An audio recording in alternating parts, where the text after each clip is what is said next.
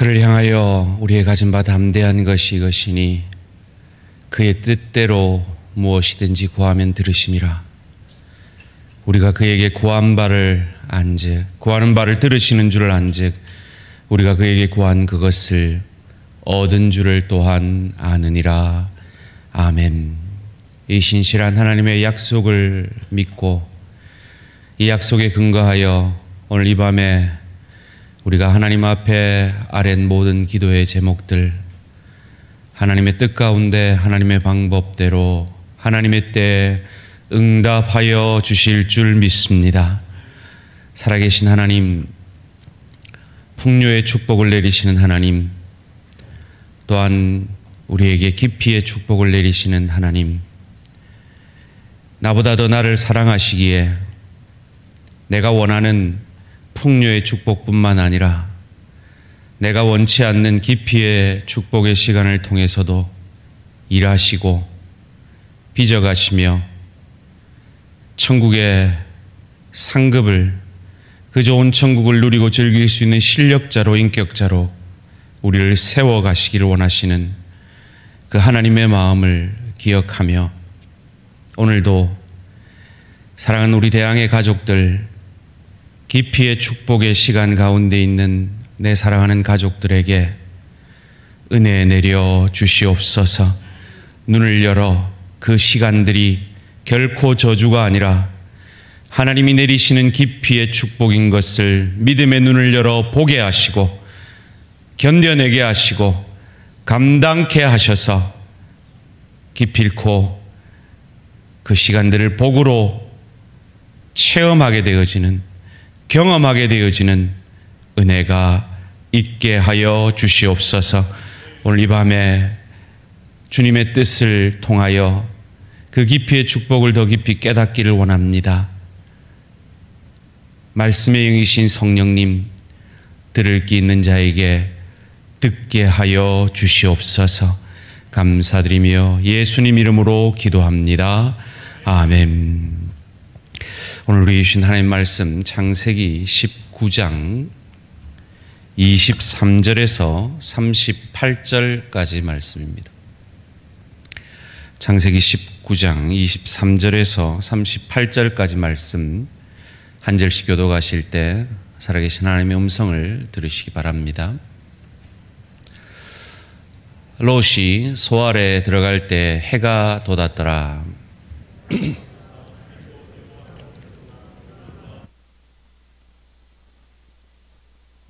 그 성들과 온 들과 성에 거주하는 모든 백성과 땅에 난 것을 다 엎어 멸하셨더라.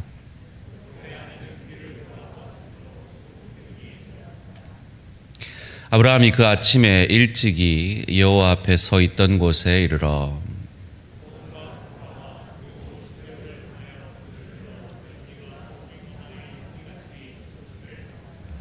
하나님이 그 지역의 성을 멸하실 때, 곧 롯이 거주하는 성을 엎으실 때 하나님께서 아브라함을 생각하사 롯을 그 엎으시는 중에서 내보내셨더라.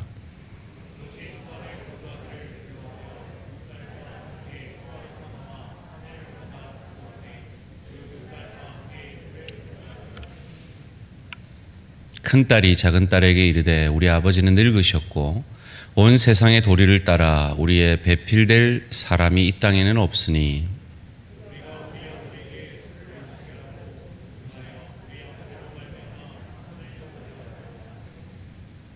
그 밤에 그들이 아버지에게 술을 마시게 하고 큰딸이 들어가서 그 아버지와 동침하니라. 그러나 그 아버지는 그 딸이 눕고 일어나는 것을 깨닫지 못하였더라.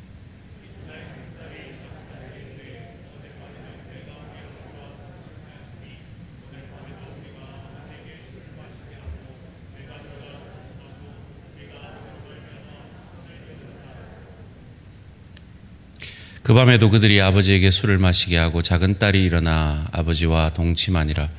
그러나 아버지는 그 딸이 눕고 일어나는 것을 깨닫지 못하였더라. 큰딸은 아들을 낳아 이름을 모압이라 하였으니 오늘날 모압의 조상이요 작은 딸도 아들을 낳아 이름을 베남미라 하였으니 오늘날 암몬 자손의 조상이었더라. 아멘. 오늘 말씀의 제목을 한번 같이 읽겠습니다. 시작. 깊이의 축복의 시간을 기회로 삼아야 합니다. 오늘 여기 지금 이 미성년자들이 앉아 있는데 오늘 본문을 읽으려고 하니까 조금 민망하기도 할 정도로 성경이 왜 성경인가? 가장 부끄러운 약속의 자손의 믿음의 조상들의 모습도 정직히 기록하고 있기 때문에 성경이다.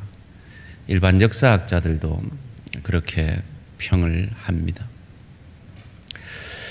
아브라함과 롯은 같은 고향에서 출발을 했고 같은 믿음의 길을 걸었지만 그 마지막은 너무나 판이하게 다른 삶을 살았음을 우리는 보게 됩니다. 오늘 본문이 성경이 기록하고 있는 롯에 대한 마지막 모습이죠. 그 모습이 무엇이었습니까?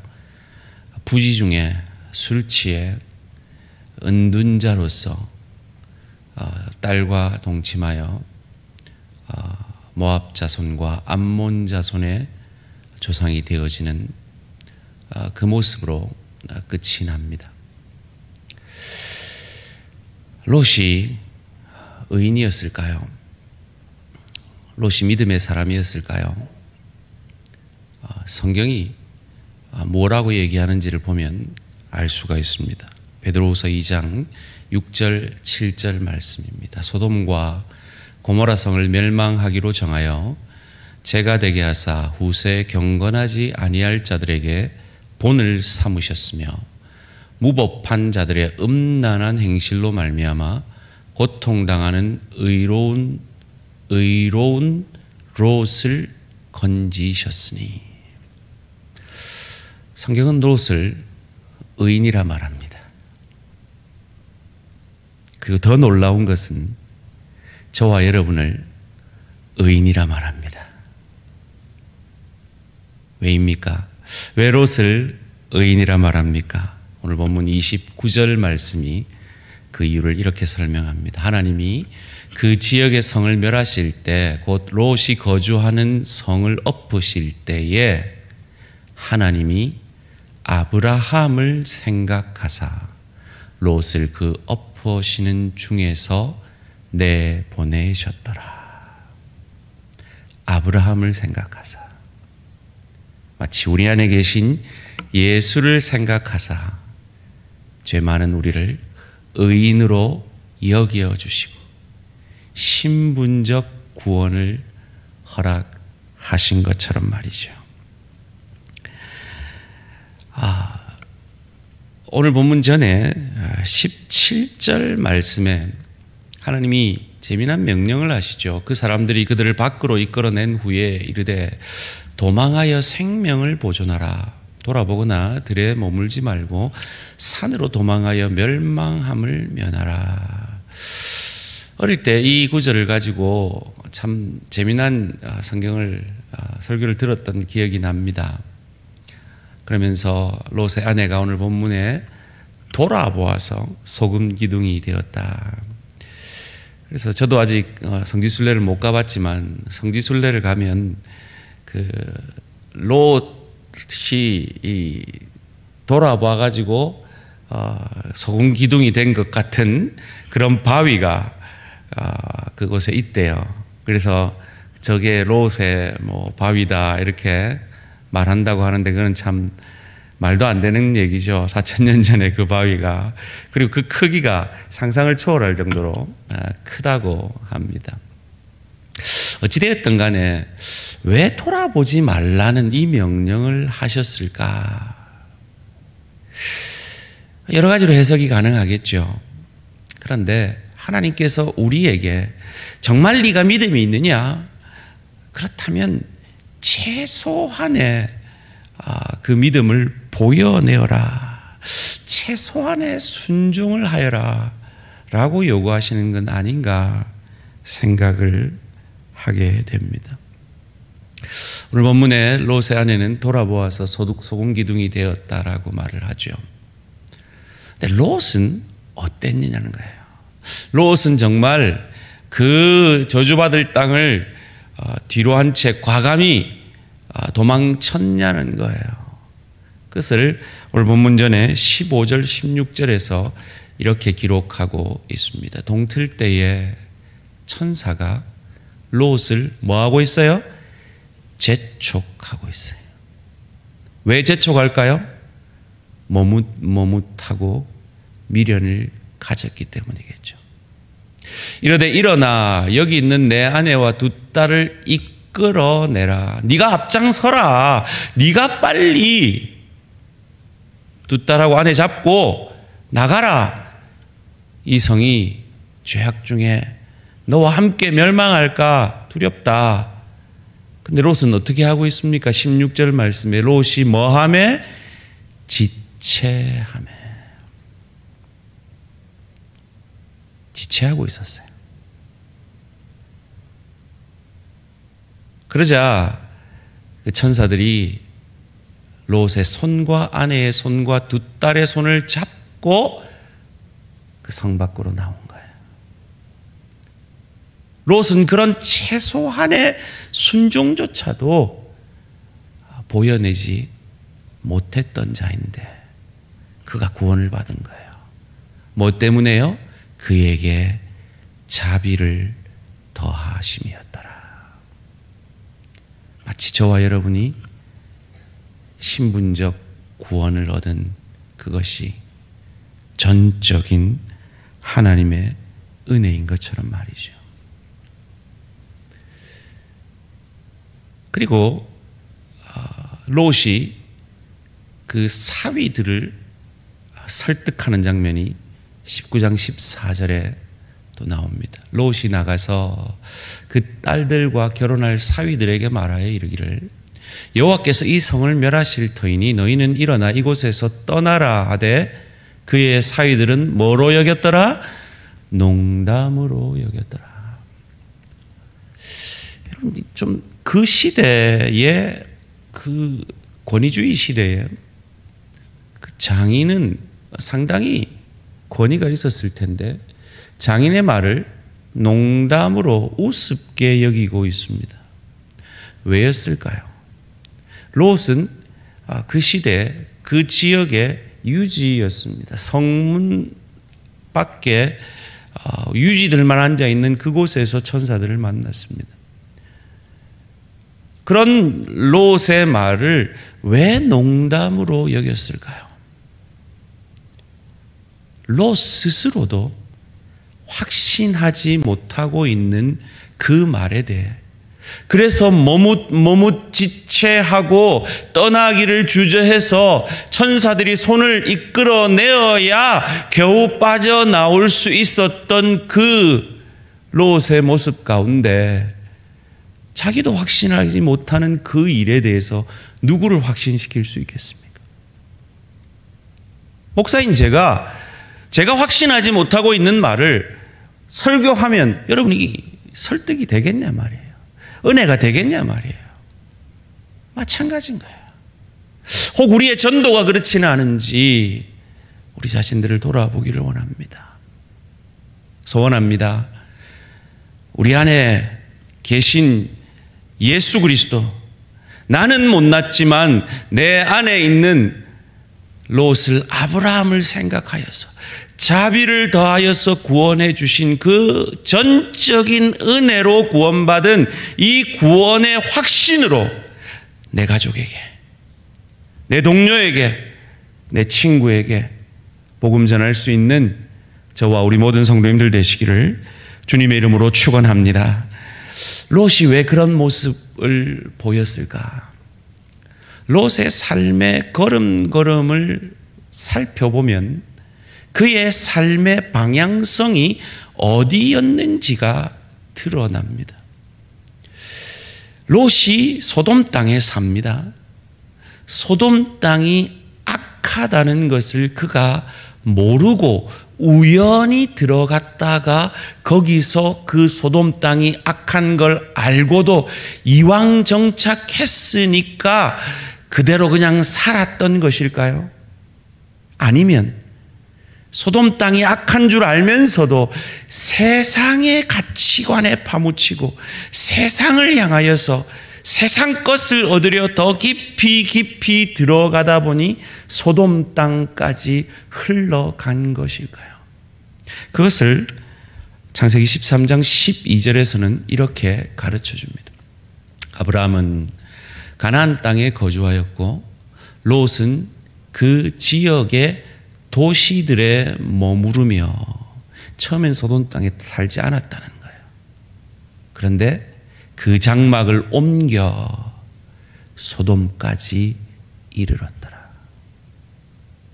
그 주변에 살다가 소돔 땅에 그 죄악된 도시인 줄 알면서도 그 죄악이 주는 그 어떤 유익, 그 어떤 즐거움으로 점점 더 깊이 들어갔던 것이죠. 그런데 소돔, 그 롯은 앞서도 우리가 베드로 후서에서 확인했듯이 롯은 하나님 택한 백성이란 말이에요. 의인이란 말이에요. 그러면 의인은 결코 그 죄 가운데 그대로 살도록 하나님은 놓아두시지 않는다는 거예요. 그것이 소돔과 고모라를 불사른 거죠. 심판한 거죠. 그리고 그가 세상을 추구하면서 모았던 명예, 모았던 재물 다 잃어버리게 됩니다. 그리스도인들에게 흔히 있는 간증이죠.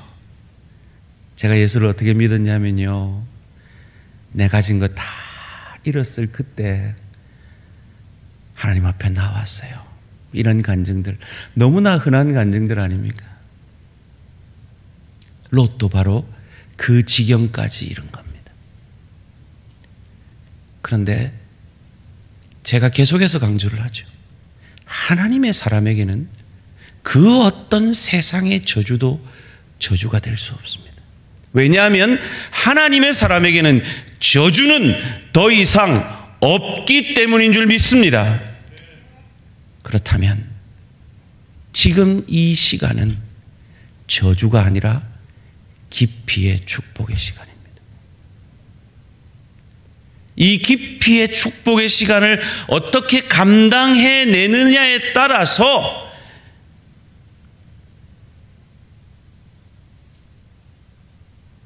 이 기피의 축복의 시간을 기회로 삼아 낼 때 하나님은 놀라운 우리를 감격해 하시는 축복으로 확인시켜 주실 것입니다.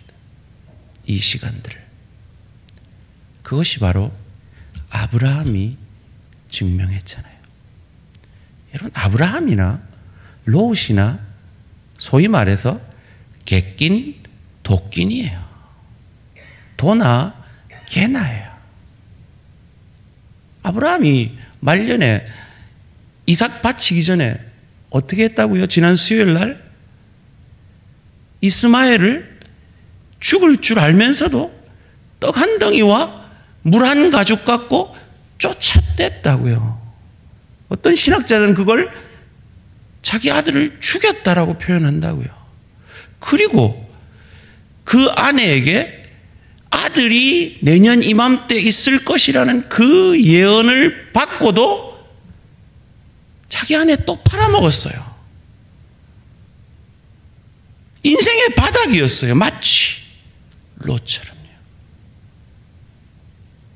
그런데 아브라함은 그 인생의 바닥에서 하나님의 은혜를 생각해냈어요. 그래서 이삭을 바치는 것까지 극적인 인생의 역전을 만들어내었어요. 롯도 바로 이 시간이 그렇게 만들어낼 수 있는 시간이었단 말이에요. 그런데 그는 어떻게 했느냐? 어떻게 했길래 도대체 쟤들 알아들을까 봐 민망한 결과를 낳았느냐는 거예요. 오늘 본문 36절, 37절 말씀입니다. 롯의 두 딸이 아버지로 말미암아 임신하고 큰 딸은 아들을 낳아 이름을 모압이라 하였으니 오늘날 모압의 조상이요. 37절, 36절, 37절. 모압과 암몬 자손의 조상이 되었죠. 그리고 이 자손들은 이제 흔적 없이 인류의 역사에서 사라져 버렸습니다. 도대체 아브라함과 이 롯의 차이를 만들어낸 게 뭡니까?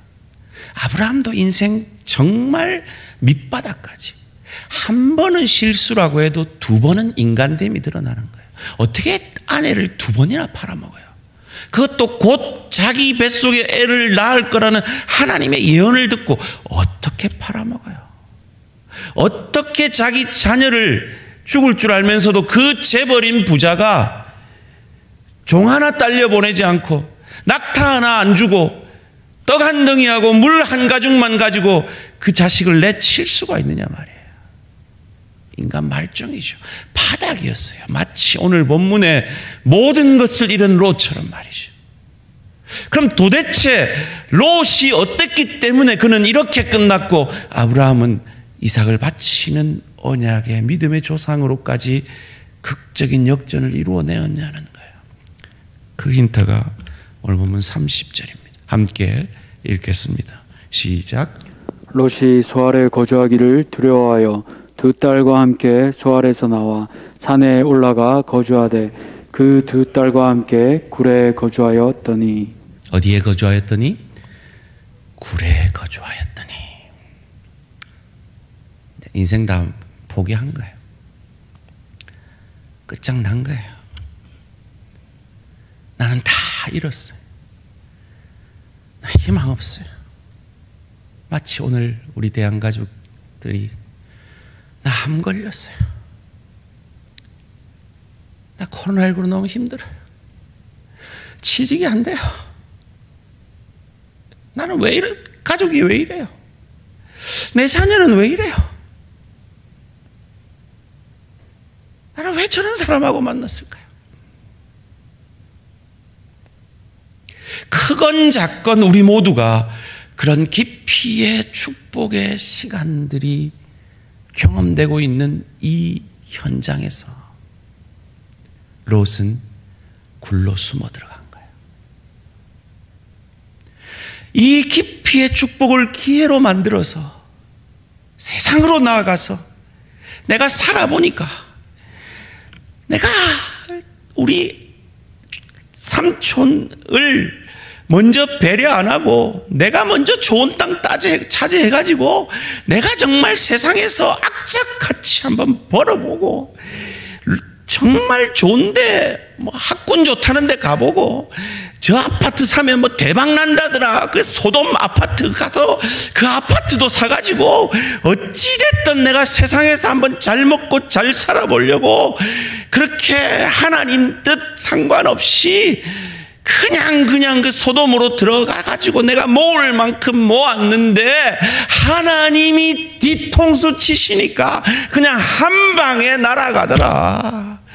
인생 그렇게 사는 게 아니라 하나님 의지하고 살아야 한다. 하나님 붙들고 살아야 된다. 하나님께 드리고 살아야 된다.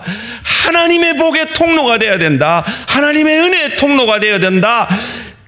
그 인생을 새롭게 해석하고 회개하고 세상 속으로 나아가 간증자로 빛의 자녀로 복의 통로로 설 수 있는 이 기회를 그는 술 한잔 먹고 인생을 한탄하는 굴에 처박힌 인생으로 끝이 나기에 이런 그 누구한테도 말할 수 없는 너무나도 그 시작과 다른 너무나도 저주스러운 인생의 마침을 맺고 있는 것입니다. 사랑하는 성도님들, 오늘 우리 대한가족들 가운데 이 롯의 뭐 파산 정도까지는 아니더라도 정말 인생의 바닥을 경험한 분들이 얼마나 많습니까? 그리고 그 바닥에서 주님 만나고 그 바닥에서 주님 의지하고 그래서 여기까지 온 분들이 얼마나 많습니까? 자, 이름 한번 대볼까요? 제가 들은 간증만 해도 많아요. 대한가족들이 가운데. 그 하나님이 저와 여러분의 하나님인 것을 믿으시기를 주님의 이름으로 축원합니다. 절망하지 마십시오. 낭망하지 마십시오. 포기하지 마십시오. 하나님은 역전의 하나님이십니다.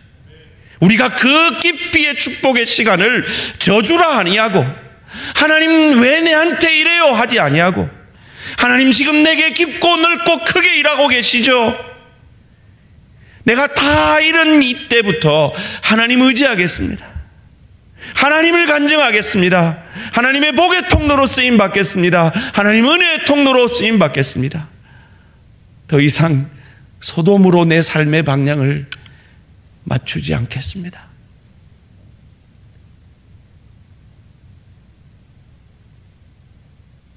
그리하여 아브라함과 같은 역전의 인생을 만들어내는 저와 우리 모든 성도님들 되시기를 주님의 이름으로 축원합니다. 3% 미만의 미전도 종족이 되어가고 있는 우리 자녀들, 이 자녀들에게 우리가 풍요의 축복만 이 한국 기독교가 복이라고 말해왔기 때문에 이제는 더 이상 풍요의 축복을 원하지 않아도 다 먹고 살만하고 교회 하나도 얼마든지 즐길 수 있는 이 세상 속에 그 아이들이 내던져지니까 깊이의 축복의 시간 가운데 빚어지고 그리스도 예수 닮아가고 변화되어져가는 그런 모습을 우리가 그 자녀들에게 보여내지 못했기 때문에 그 자들이 세상 속에서 예수 믿는다는 참 의미를 잃어버리고 있는 것이 아닐까요? 마치 롯의 딸들이 아버지에게는 그 아버지가 세상으로 나아가서 그 세상과 그 세상을 변화시키시고 세상 가운데 은혜의 자손 복의 통로로 쓰임받는 것이 아니라 굴에 처박혀서 한탄하고 있는 그때에 희망이 없다. 그래서 이 말도 안 되는 부도덕한 일을 통하여 세상의 방식으로 자녀를 생산하지 못하는 그 여인의 수치를 면해보려 아버지에게서 씨를 받는 이 말도 안 되는 방법으로 후손을 양산해내는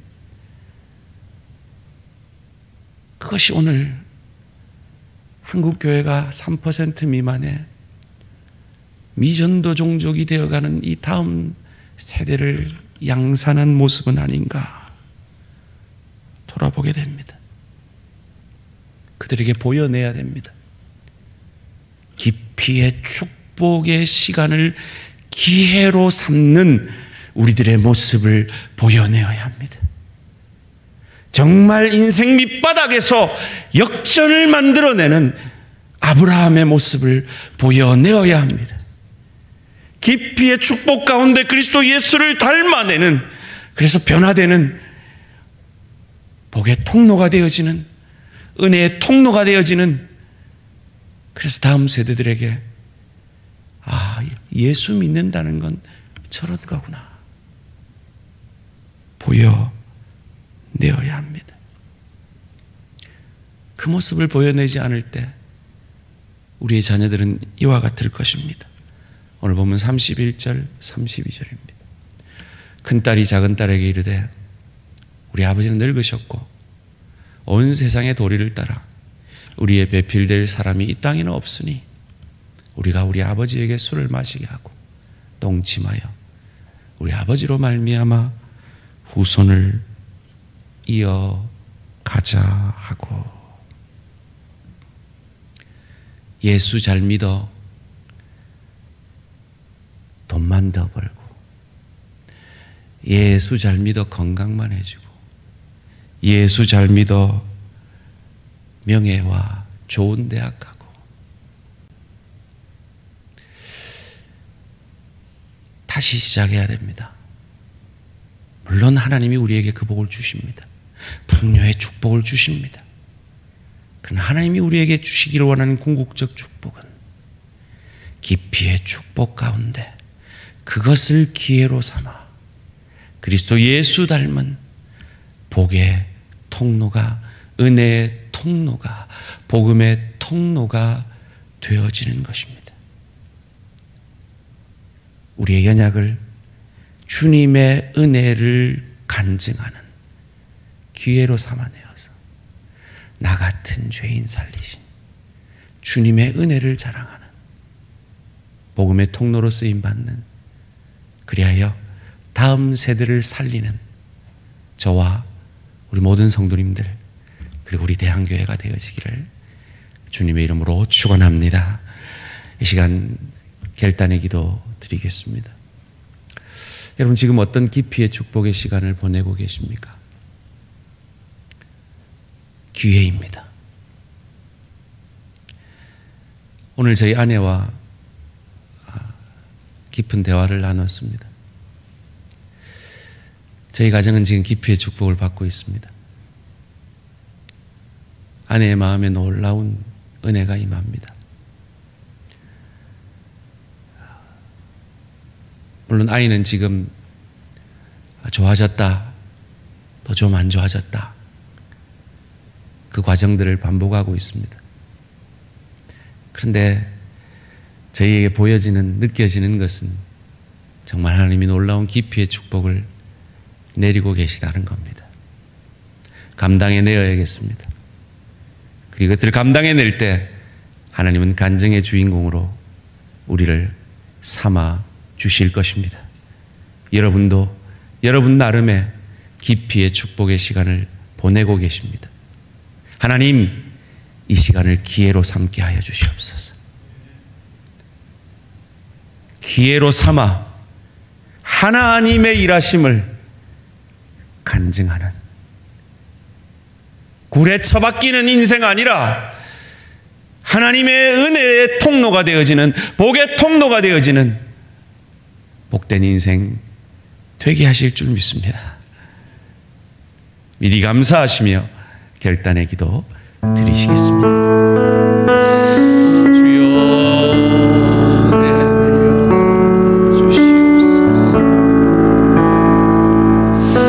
주여, 내려 주시옵소서. 아버지, 은혜 내려 주시옵소서. 아버지, 그동안 너무나 발전하는 사회 속에서, 부흥하는 교회 속에서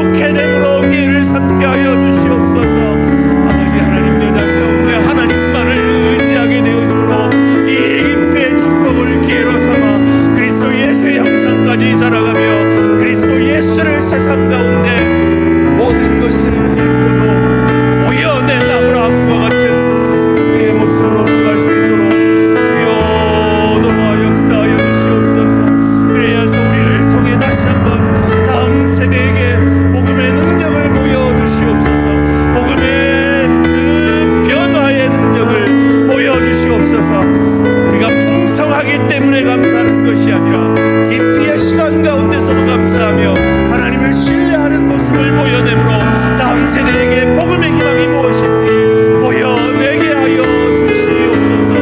역사하여 주시옵소서. 역사하여 주시옵소서. 별단의 찬양 드리시겠습니다.